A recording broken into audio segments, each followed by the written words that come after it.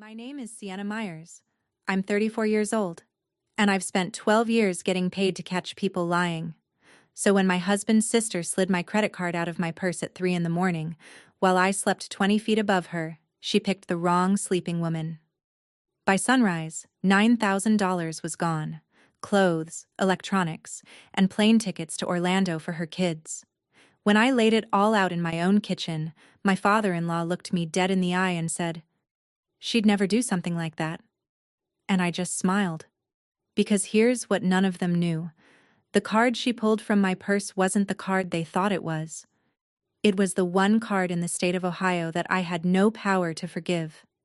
What happened at my father-in-law's dinner table 5 weeks later, with a $9,000 check, a pastor, and 2 pieces of paper. My family still isn't speaking about it. Welcome back to Calm Drama Stories, where family secrets come to light, and quiet women stop being quiet. If stories about standing your ground inside your own family speak to you, drop a comment below, tell me where you're watching from, and be sure to subscribe. Because this one starts with a floorboard creaking in the dark. Let me back up. I'm an investigative reporter at the Dayton Herald, 12 years on the job. I've sat across from crooked contractors, a county auditor with 3 sets of books, and one pastor who robbed his own building fund. I don't rattle easy. 8 months before that night, I married Nathan Caldwell. He's 36, fixes commercial heating systems, and reads a room faster than anyone I've ever met. I used to think that was charm. I learned later it was training. You get good at reading weather when you grow up inside a storm. We bought a 2-story house on the east side of Dayton that spring. First house for both of us. I loved it the way you love a thing you built yourself, which is to say, completely and a little fiercely. My purse hung on a hook by the kitchen door, same spot every night, because I am a creature of habit and the hook was Nathan's idea. Sunday dinner at his father's house was not an invitation, it was a standing order. Frank Caldwell, 66, retired mechanic, deacon at his church, carved the roast every week like a man performing surgery on live television. 8 months in, my seat was still at the corner of the table, next to where they stacked the serving trays. I mistook the seating chart for shyness. It was a ranking. Nathan's mother had passed 4 years earlier, and her chair stayed empty, pushed in tight, like the family was still reporting to her. I wanted a real place at that table. I can admit that now. I wanted it more than I let myself know, and that want is exactly the handle they would try to use to move me. Dana came to us in September. She's Nathan's older sister, 38, divorced, 2 kids, Kyle, 12, and Tessa, 9. She'd lost her front desk job at a dental office in the spring, and by Labor Day there was an eviction notice on her apartment door. Nathan asked me on a Tuesday night, dish towel in his hands, voice pitched low like he was asking for something shameful. 6 weeks, just till she's on her feet. I said yes because of the kids. I want that on the record. Tessa still slept with a stuffed rabbit that had 1 ear. You don't send that back to a car. So Dana took the guest room downstairs, the kids took the den, and my quiet house started running like a bus station. Week 2, $60 in cash went missing from the console by the front door. Week 3, my perfume started evaporating faster than science allows. I noticed, because noticing is my whole job.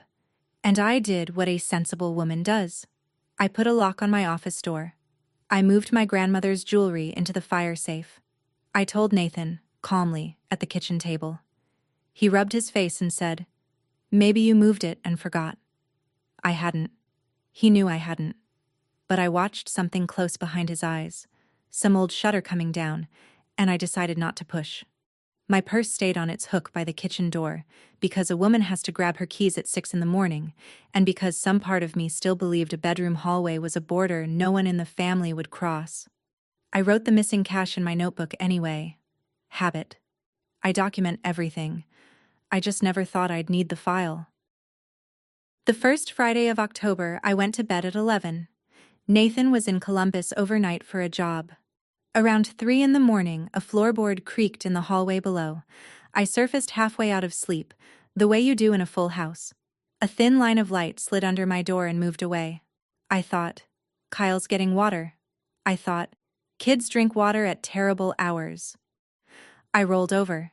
That's the moment I've replayed the most, and I've made my peace with it, because a woman who can't sleep in her own home has already lost something bigger than money. At 6:40, my alarm went off, and my phone was already screaming. Not the alarm, the fraud alerts. They'd been lining up since 2:47 a.m., patient as churchgoers. I sat on the edge of my bed and scrolled. 2:47. 3 airline tickets. Dayton to Orlando, plus a hotel package, $4,860. 3:31.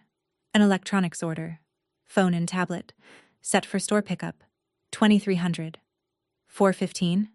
Children's clothing, 3 online orders stacked back to back, $1,840. I did the math twice because my hands wanted something to do. $9,000. To the dollar. 9,000. Spent while I slept in my own bed, in my own house, with my purse on its hook downstairs while somebody stood over it in the dark and made a shopping list. The house was quiet under me. Somewhere downstairs a cartoon was already playing, and a pan was heating, and a woman was humming. I sat there in the early light with my phone in my lap, and I did the thing I do at crime scenes. I got very still, and I started keeping track. I called the card's fraud line before I brushed my teeth. Locked it, disputed the charges, asked for details the way I ask sources for details. Slowly. Twice. The airline booking had passenger names: Dana Caldwell, Kyle Caldwell, Tessa Caldwell, departing in 9 days. The electronics order was under Dana's name for pickup, her cell number attached. The clothing orders shipped to my own address, which takes a special kind of confidence. And every purchase had been placed from the same internet connection. Mine. The house Wi-Fi. My house. I stood in my bathroom holding the phone, and I want to be honest about what I felt, because people imagine rage, and rage came later. What I felt first was recognition, the same cold click I feel when a spreadsheet finally confesses. Then I went downstairs. My purse hung on its hook, looking innocent. I opened it. Wallet there, cash there, cards there. But my everyday card was sitting in the wrong slot, backwards, shoved in the way you put something back in the dark when your heart is beating fast. Dana stood at my stove in my kitchen, frying eggs, humming, wearing a robe I didn't recognize with the tag still tucked in the sleeve. Kyle and Tessa were on the couch, washed in cartoon light. "Morning," Dana said, bright as a bell. "You want eggs?" I looked at this woman, my husband's sister, mother of 2 children I genuinely loved, standing in the warm smell of butter like nothing in the world had happened. I said no, thank you. What I wanted was my $9,000 back. What I wanted even more, though I couldn't have said it yet, was to be wrong. I have never once in 12 years been that kind of wrong. I waited until the kids took their cereal to the den, and then I put my phone on the counter, alerts up, and said, "Dana, we need to talk about last night." She glanced at the screen and her face did something I'll never forget. It didn't fall. It rearranged. "That's crazy," she said. "You got hacked? It's everywhere. People get hacked." I said the tickets had her name on them, her children's names. "Hackers do that," she said, flipping the eggs. "They use real names so it looks legit." There were shopping bags in the guest room with the tags still on. There was an airline confirmation, printed, folded, in the kitchen trash under the coffee grounds. I know because I looked. Because looking is what I do. Nathan got home at noon and went gray. Then he did the thing I should have seen coming. He called his father. Frank arrived within the hour, filling my doorway in his church jacket, and he sat down at my kitchen table like a judge taking the bench. He listened to me for 30 seconds. 30. I clocked it. Then he raised one hand, gentle as a crossing guard, and said the sentence that would run this family for the next 5 weeks. She'd never do something like that. Not a question about the tickets. Not a glance at his daughter. He said it the way you say a thing you have decided to make true by saying it. Dana looked at the floor with her jaw set, and I realized she wasn't afraid of being caught. She'd been caught before. She was waiting. The way you wait for a machine you trust to finish its cycle. And the machine was sitting at my table patting my hand. Frank's voice went warm next, and that scared me more than shouting. "Whatever happened here," he said, "family handles family. We don't need banks in this. We don't need police in this. You cancel those. What are they? Disputes? You cancel them, and I'll get to the bottom of it my own way." He said it kindly. He said it the way a man offers to carry your groceries. And around my kitchen, the weather changed. Nathan sat down. Not next to me. I noticed that with a reporter's eye and a wife's stomach, he sat at the middle of the table, equidistant, a man locating himself between two countries. He was 36 years old, and he sat like a schoolboy called to the office, shoulders straight, hands flat. I had never seen my husband sit like that. I said, as evenly as I could, that the bank was already involved, that I'd locked the card at 7 that morning, that this is simply what you do, the way you call the fire department when the curtains are burning. Frank's jaw moved. Something old crossed his face. Not guilt. I'd have recognized guilt. It looked like betrayal. Like I was the one who had reached into the family's pocket. "You called them already," he said, quiet. "Before you called me." And there it was. In his arithmetic, the theft was weather, but my phone call was a choice. Dana let out a breath she'd been holding since breakfast. The machine had finished its cycle, and it had found in her favor, the way it always had.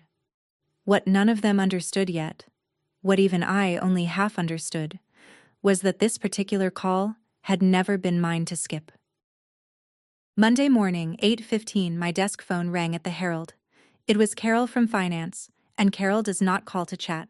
"Sienna," she said, "we've got a fraud flag on your corporate card, 9,000 over the weekend. You need to come down." And I sat there with my coffee going cold, because that was the piece I hadn't told the family yet, the piece I'd been turning over all weekend like a stone in my pocket. I carry 2 cards from the same bank, my personal card and the Herald's corporate card. The heavy platinum one I use for records requests and travel, the one that sits in the outside slot of my wallet because I use it most. In the dark, at 3 in the morning, working fast out of a purse that wasn't hers, Dana hadn't taken my card. She'd taken the papers. Do you understand what that means? Because Frank didn't. It means the money she spent belonged to a company, and the fraud she committed was against a bank. And there is no version of this where Sienna decides to be sweet and let it go. Corporate card fraud triggers a process. Mandatory report. A signed affidavit within 10 business days of issue, swearing the use was unauthorized. And then the bank and the company decide what happens next, not the cardholder. Not the wife trying to keep Sunday dinner peaceful. I explained this to Carol's office with my badge in my hand, and then I sat in my car in the parking garage and laughed once, short and not entirely sane. My father-in-law wanted this handled inside the family, but at 3 in the morning, in the dark she chose, Dana had reached past every card I had the power to forgive, and stolen the one card that answers to nobody's family. If you've ever been told to keep the peace while somebody picked your pocket, put it in the comments. I read everyone. Because from that Monday on, keeping the peace stopped being on the menu. That night I told Nathan all of it, at our own table, with the kids' TV murmuring through the wall. The card was the Herald's. The report was filed because it had to be filed, the way a nurse charts a wound. I watched my husband take this in, and I watched him understand it about a beat and a half slower than he should have, because half his mind was already down the road at his father's house, bracing. "Don't tell Dad yet," he said. "Let me think." I asked him what exactly there was to think about, and I asked it gently, because I loved him, and because I could see him standing in a doorway I couldn't see.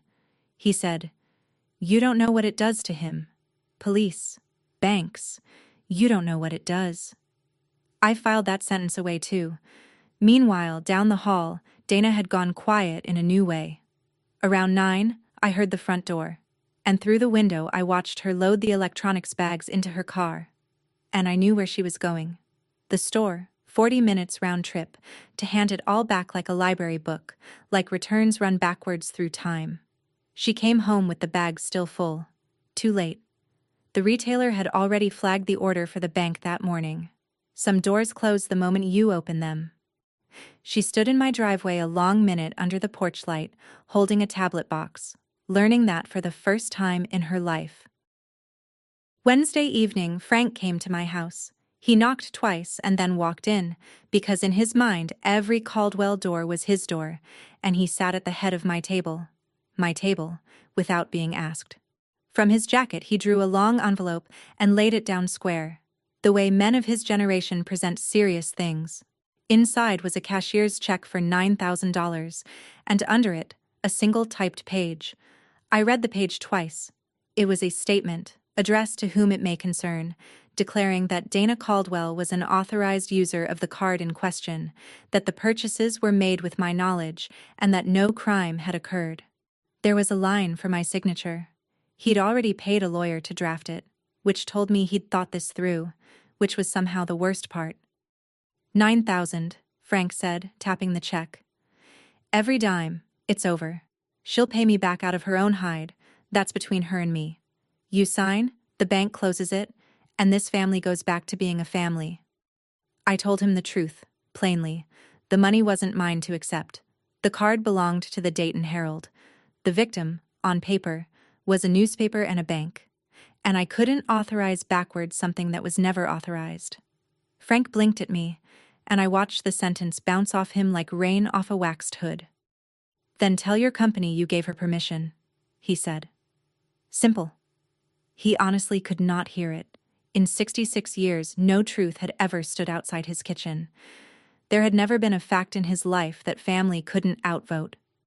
I slid the check back across the table and watched his hand close over it.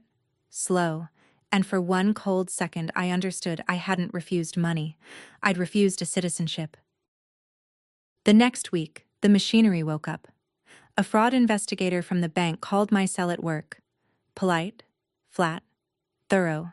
A woman named Alvarez who asked questions in the exact order I would have asked them.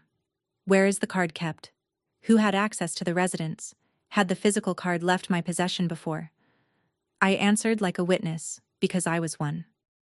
Then came the email, and after it, certified mail, an affidavit of unauthorized use, 10 business days to sign and return. The Herald's counsel walked me through it in a conference room with bad coffee, and he did not soften it. If I signed the affidavit, I was swearing the use was unauthorized. True. And the bank would refer the file wherever files like that go, which at $9,000, in the state of Ohio, is a felony desk. If I signed Frank's statement instead, swearing Dana had permission, 3 things happened. The company's money became my personal liability, since lending out a corporate card breaks every policy I'd ever initialed. My name went in front of HR with the word misuse attached. And counsel looked at me over his glasses when he said this. A false statement to a federally insured bank is its own crime, with its own name, and people have gone to prison for it. So there it was, laid out in laminate and fluorescent light. My whole adult life, telling the truth had been my trade. Now it had a deadline, 10 business days. I drove home the long way that night, past the river, and I remember thinking that Frank believed he was protecting his daughter from a system. He wasn't. He was asking me to feed myself to it in her place, and he would never once see it that way. Then the family arrived by phone, in waves, like weather systems. Aunt Lorraine called first, Nathan's great-aunt, 81, sweet as pie crust. Honey, families don't do this to each other. I asked her gently whether she meant the stealing or the reporting, and she went quiet in a way that told me she'd never once put those 2 things on the same shelf. A deacon's wife from Frank's church found me on Facebook. Praying for your family in this season of confusion, she wrote, which is church for we've heard and we've picked. Cousins I'd met twice texted Nathan paragraphs. Nobody called Dana. I want you to sit with that. In 5 weeks, as far as I could ever learn, not one member of that family called the woman who actually took the card and asked her why. The calls all came to me, because in their physics I was the moving part. Dana stealing was like winter. Nobody's fault, endure it together. Me reporting it was a decision, and decisions have owners. The cruelest one was quiet. Frank, at Sunday dinner, because yes, we still went. Nathan white-knuckled the whole drive, stood to carve and said grace, and added, at the end, eyes closed, "Lord, we know Margaret is watching over this family. She always knew how to keep us together." Margaret, Nathan's mother, 4 years gone. He never said my name, and he never said Dana's. He just laid that good woman's memory on the table like a fourth piece of paper for me to sign. I sat in my corner seat by the serving trays, and I recognized the play, because I've covered politicians. When the facts are against you, don't argue the facts. Change the question to loyalty. Everyone at that table passed the potatoes and looked at me like I was the one holding the knife. I did what I do when the ground moves. I went to the records. Not to build a case. The bank was building the case fine without me. But because I needed to know what I'd married into, and public records don't change their story depending on who's at the table. It took 2 lunch hours. Dana Caldwell, 2 prior evictions, in 2019 and 2022, both dismissed after payment in full. Payer of record on the second one, Franklin R. Caldwell.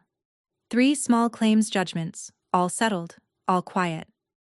And one I had to work for. A police report from her old dental office, 6 years back, a cash drawer short by hundreds, restitution made, charges never filed at the employer's request. I sat with my notebook in the Herald's morgue, surrounded by 100 years of other people's worst days, and the picture assembled itself the way pictures do.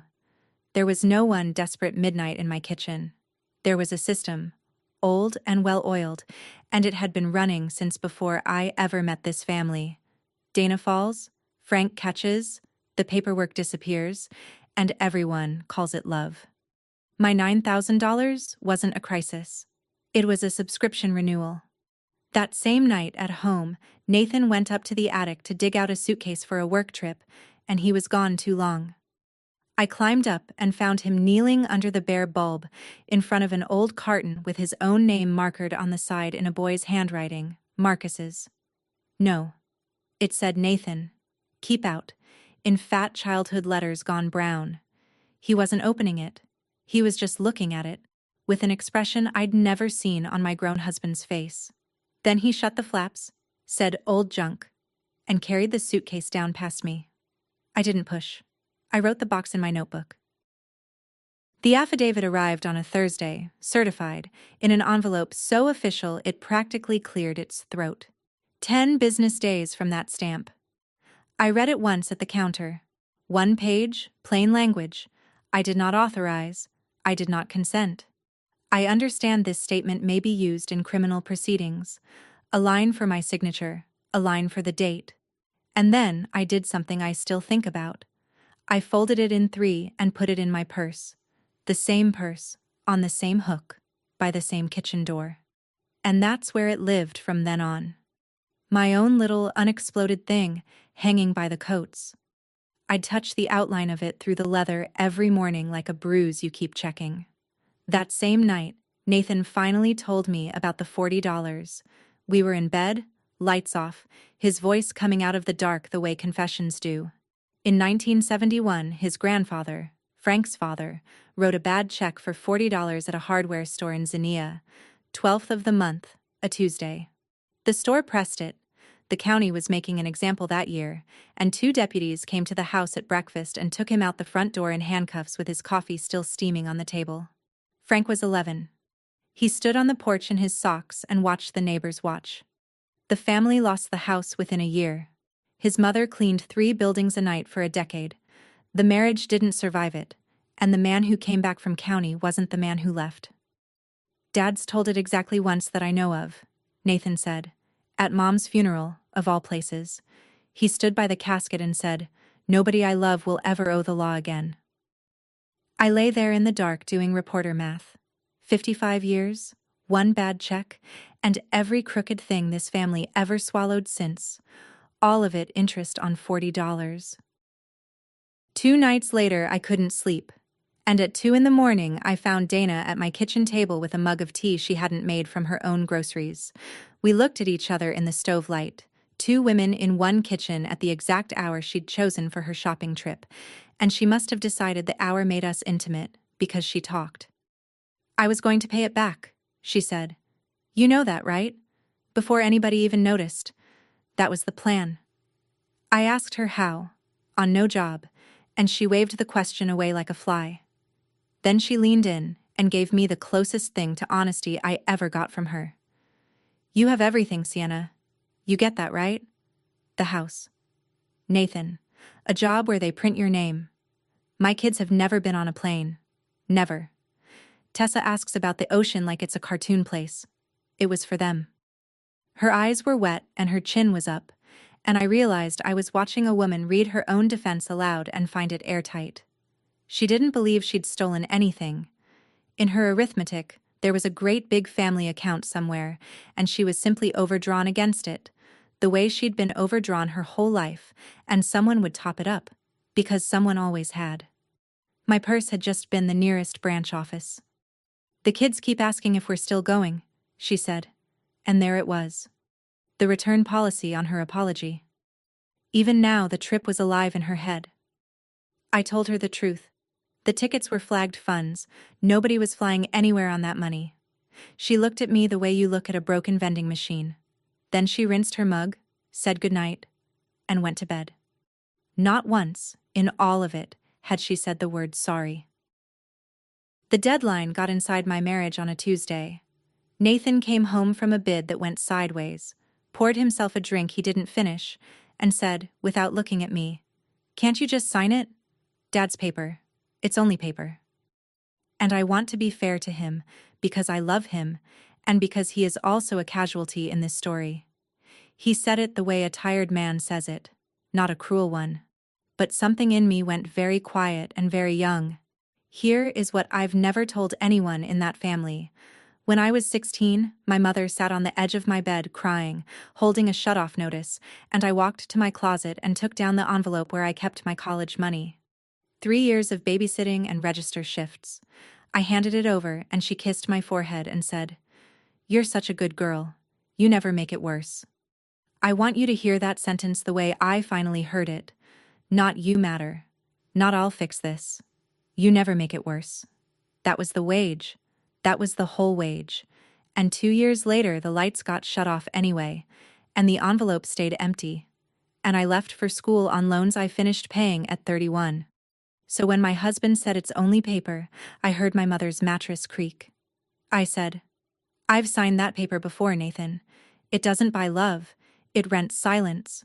And the rent always comes due again." He looked at me for a long moment, and I could see 2 trainings fighting in him, his and mine. Have you ever been the one who never makes it worse? The one who pays so nobody has to talk about it? Tell me in the comments, because I know I'm not the only one. And hold on, because what my father-in-law did next, I truly did not see coming. It reached my newsroom on a Thursday. Frank golfs, badly, socially.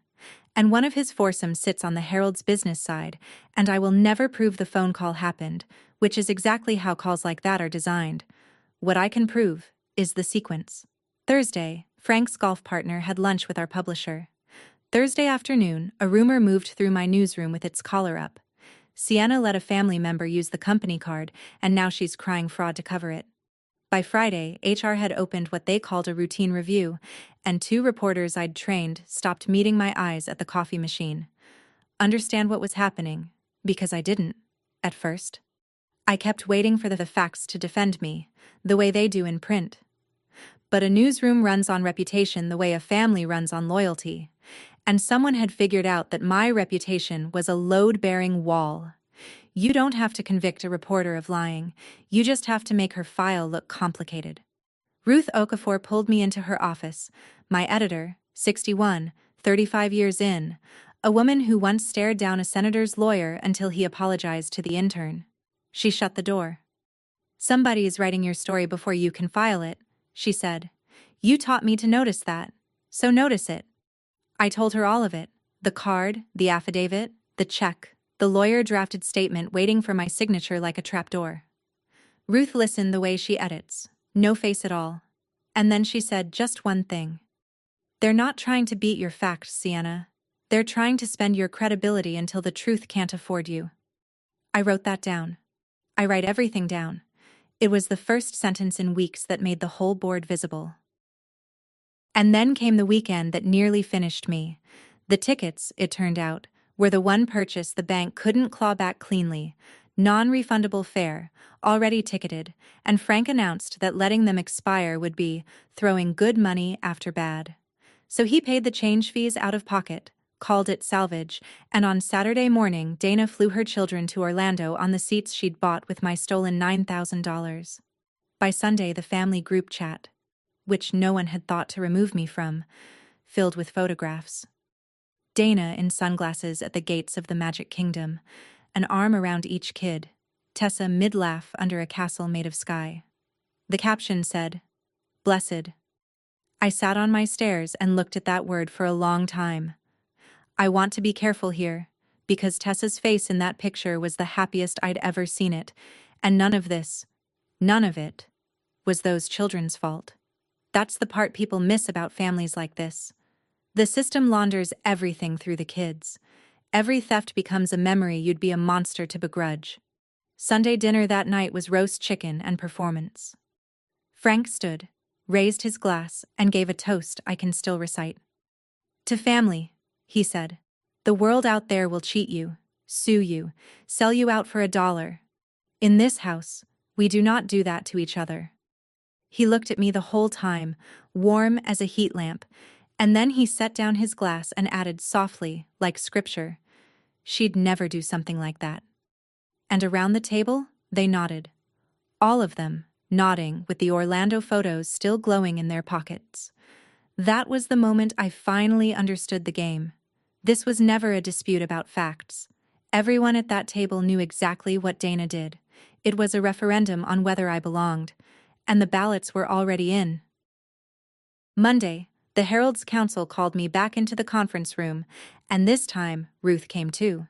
He put both futures on the table like a man dealing two cards face up. Path 1. I sign the affidavit.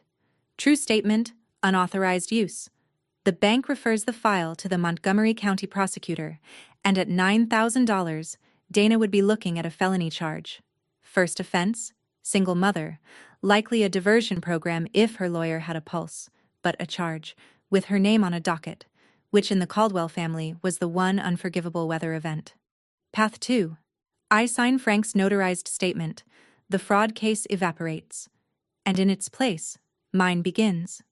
Policy violation, personal liability for $9,000 corporate dollars, an HR file that ends my career at the Herald and probably in this business, because a reporter who lends out access is a reporter no editor can defend.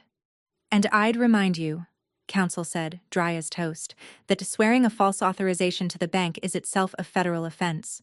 So the honest summary is, one of these papers puts your sister-in-law in front of a judge, and the other one could put you there. Ruth hadn't said a word through any of it. She walked me out through the newsroom, past the desks, and at the elevator she finally spoke. Deadline's a week from Monday. Whatever you're going to be it on purpose.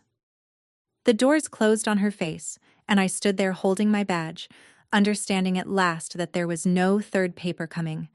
There was never going to be a version where everyone stayed whole. Somebody at that dinner table was going to lose the rest of their life as they knew it. The only question left was whether it would be the person who did it, or me. That night, Nathan brought the box down from the attic on his own. He set it on the kitchen table, folded back the flaps with those careful mechanic's hands, and started laying out his childhood like evidence. A paper route ledger from when he was 13, graph paper, a boy's block printing, weeks of columns, saved, $211 at the bottom, underlined twice, and then, across the whole page, in an adult's handwriting, one cancelled line, borrowed for Dana's braces, will repay. He never did, Nathan said. I checked that ledger every month for a year, then I stopped checking. Under the ledger, a photograph of a kid with a guitar, Nathan at 15, all elbows, holding a pawn shop fender like it was a newborn.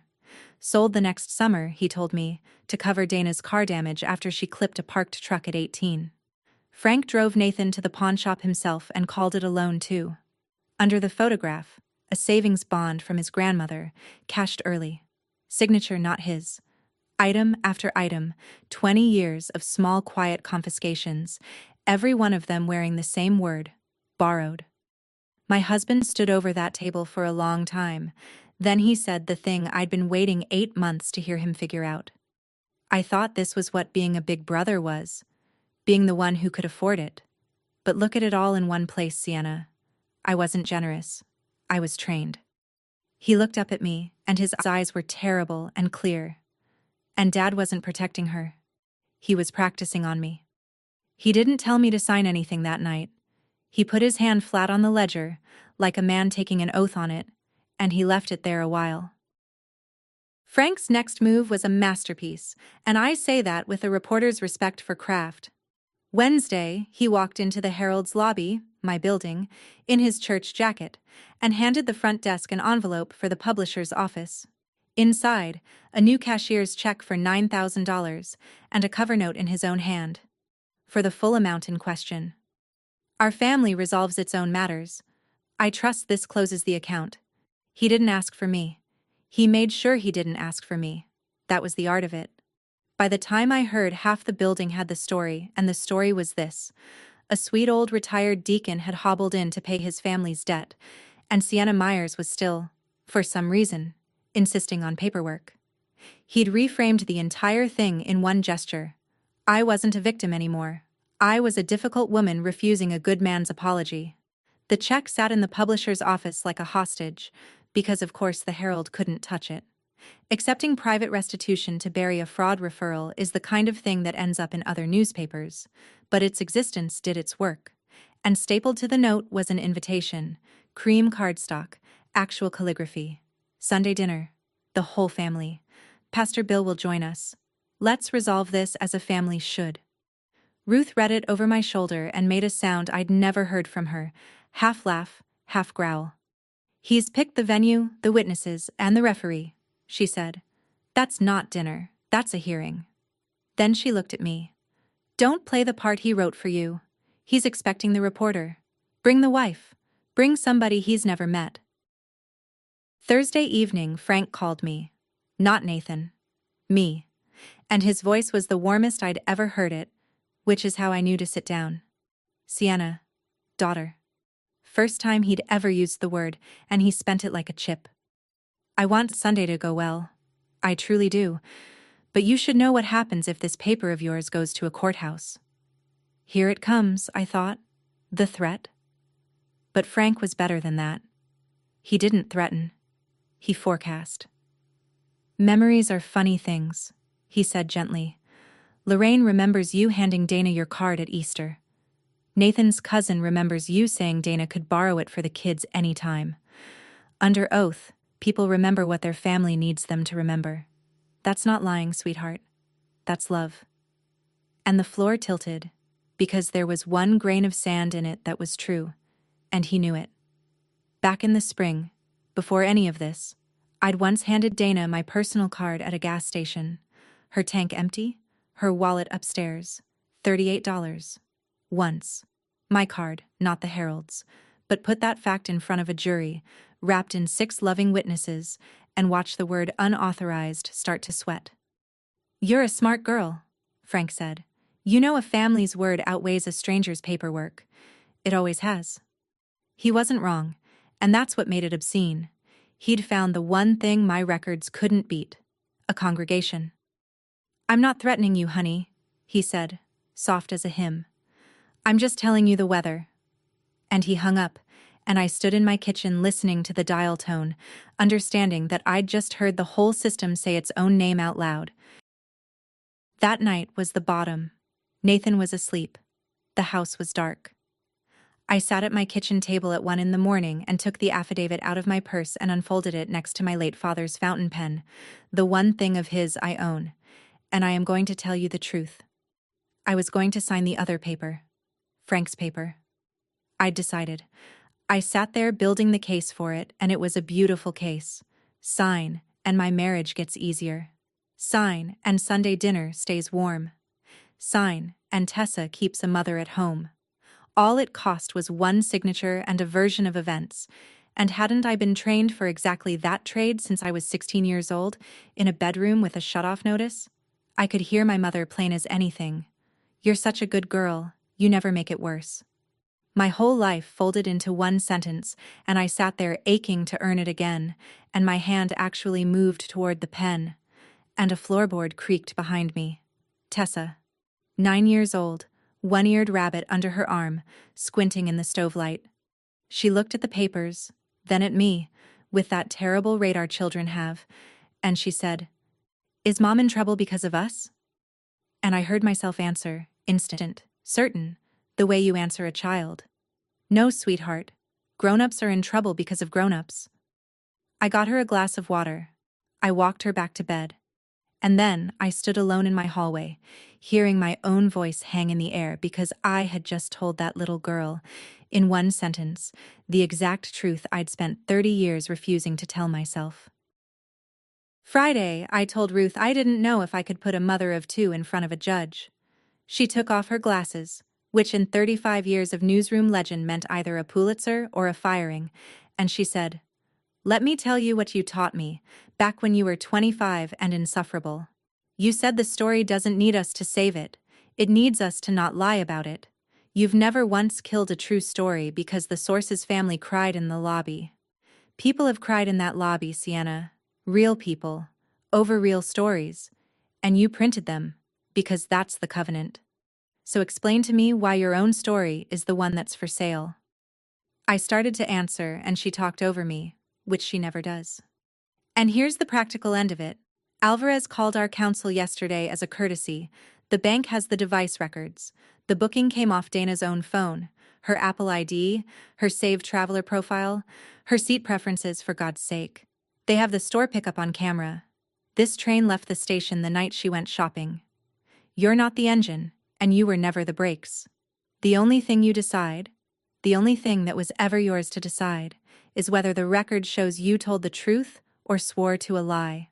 She put her glasses back on. Business concluded. The truth doesn't need you to protect it, Sienna. It needs you to stop negotiating with people who are scared of it. I walked back to my desk through the newsroom I'd given 12 years to, and for the first time since 2:47 a.m. on that Saturday, I knew exactly who I was. Sunday came gray and quiet. I dressed the way I dress for a deposition, the good blazer, the flat shoes you can stand in. Nathan watched me from the doorway of our bedroom and he asked, "What are you going to do?" And I told him the only honest answer I had. I'm going to tell the truth one time, out loud, in the room where all the lying gets done.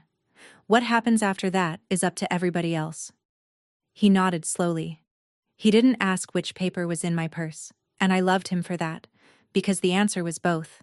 The affidavit, unsigned, folded in 3, my father's pen, and Frank's statement too. I'd kept it, because you don't walk into a hearing without knowing exactly what the other side wants you to sign. I stood in my kitchen a minute before we left, in front of the hook by the door, and I thought about a purse hanging there at 3 in the morning, and a woman moving through my dark house with a shopping list. 5 weeks. It had been 5 weeks. And in that time I'd lost my sister-in-law, most of a family, half my newsroom's trust, and every illusion I had about what my marriage was resting on. The one thing nobody had managed to take was sitting folded in my purse with a dead man's pen, and it weighed nothing at all. In the car, Nathan reached over and held my hand at every red light, letting go to shift, finding it again. Neither of us said a word the whole way there. There was nothing left to say before the saying. Frank's dining room was staged like a holiday card. 14 of us, the extended set, Lorraine, the cousins, the deacon's wife who'd prayed at me on Facebook, and Pastor Bill, seated at Frank's right hand like a character witness. The roast chicken steamed. The good china was out. Margaret's china. The set that only surfaced for Easter and funerals. And I noted that, because everything in that room was a sentence if you knew how to read it. And then there was my seat. Not the corner. Not by the serving trays. My place cards at a family dinner, sat directly to Frank's left. Promoted. 8 months I'd wanted up that table, and the week he needed my signature, up I came. Beside my water glass, arranged neat as a place setting, the envelope with the cashier's check, and the typed statement, with 3 little yellow tabs along the margin reading, "Sign here." Pastor Bill said grace, long and specific, about forgiveness, about the folly of letting the world's institutions into the temple of the family, and everyone hummed amen, and I watched Dana across the table studying her plate like a map. Frank stood to carve. He was magnificent, I'll give him that. Silver-haired, steady-handed, backlit by the sideboard lamp like a portrait of himself. "Before we eat," he said, "I want to say something." He said the world out there would cheat you and sell you for $1. He said, in this house, we do not do that to each other. He said family is the only court that matters, and its verdicts are mercy. Always mercy. And then he laid the carving knife down, looked around the table at his assembled congregation, and delivered the line one last time, soft and final, like a gavel wrapped in flannel. She'd never do something like that. Every head at that table turned to me. 13 faces, waiting to watch me sign. Pastor Bill was already holding out his own pen. I looked at Frank's tabs, yellow as caution signs, and I opened my purse. "Sienna." Frank turned to me, and his whole weathered face opened up like a porch door. "Daughter." Second time in his life he'd used the word, and this time he spent it in front of witnesses. "I know these weeks have been hard on you, on everyone. And I know." He chuckled, warm, and the table chuckled with him. "You're a woman of documents. So we did it your way. Had a lawyer draw it up and everything." Soft laughter. "You sign that, and here's what happens. The check is yours, every dime, today. Whatever your company needs squared, we square it. Dana's going to pay me back if it takes her 10 years, and that's her burden, between her and me and the Lord." He paused, and then he brought out the real offer, the one he'd been saving, and his voice dropped so the whole table had to lean toward him. "And you won't be Nathan's wife who works at the paper anymore. You'll be my daughter. Full stop. This table, these people, every Sunday God sends, yours. That's what family means. It means the book closes." The silence after that was total. Even the chicken seemed to be listening. Dana's eyes came up from her plate, and for one strange second we looked straight at each other, and I swear what I saw in her face wasn't triumph. It was something closer to pity. The pity of a lifer watching a new inmate get offered the same deal she took at 19. Nathan's hand found my knee under the table, not pressing either direction, just there. Everything I had wanted for 8 months was being handed to me across Margaret's china, wrapped and ribboned, and all it cost was my name at the bottom of a lie. I reached into my purse. The table exhaled, and what I brought out was not Pastor Bill's pen, and it was not Frank's paper. It was mine. I unfolded the affidavit and smoothed it flat on Margaret's tablecloth, and I took out my father's fountain pen, and I heard my own voice come out level, the way it does on camera, because some trainings hold. "Before anyone eats, I'm going to say some true things one time. Nobody has to say anything back. Frank, you especially. I'd rather you just listened." He was still standing, carving knife beside the platter, and something in my tone sat him down. "In 1971, 2 deputies took your father off his own porch over a $40 check, and nobody in that county ever asked whether he had a good reason, and your family never got back up. You were 11. I'm not going to pretend I know what that morning cost, because I don't." His face went to stone, but I watched the words land. "You've spent 50 years making sure nobody you love ever pays for anything, ever again. And Frank, look at what it bought. Your son ran a paper route at 13 and saved $211, and you took it for Dana's braces and wrote borrowed in his ledger, and he checked that ledger every month for a year.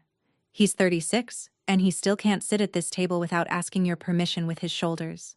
Your daughter is 38, and she has never once in her whole life been allowed to find out she could survive a consequence. You took every single one before it could teach her anything. A cash drawer, 2 evictions. And 5 weeks ago she walked through my dark house at 3 in the morning and took $9,000 from my purse. And Frank, Here is the part that should keep you up at night. She wasn't even scared. They took your father for $40, and you've been paying it back ever since.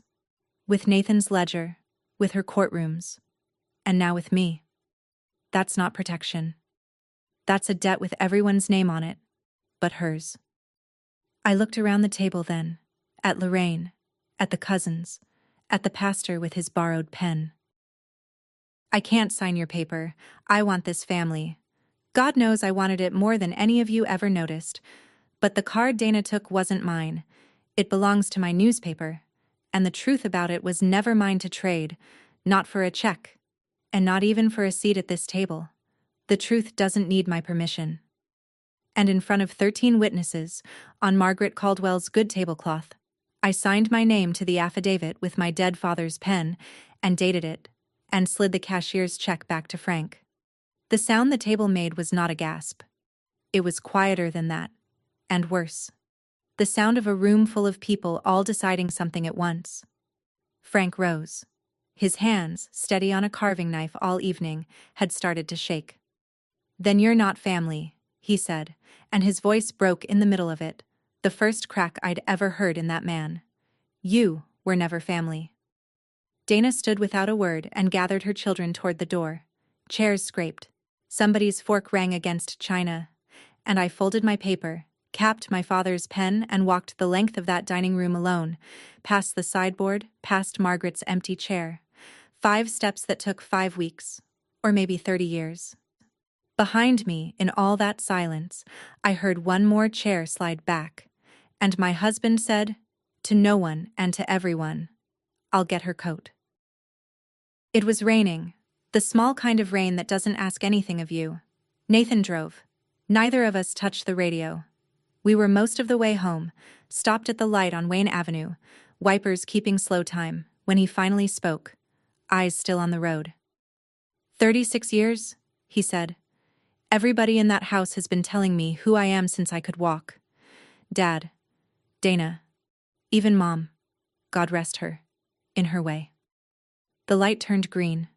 He didn't move. You were the first person who didn't ask me to pretend. Somebody behind us tapped their horn, polite, Ohio style, and he raised a hand in the mirror and drove on. And I broke. Not the way I'd braced for.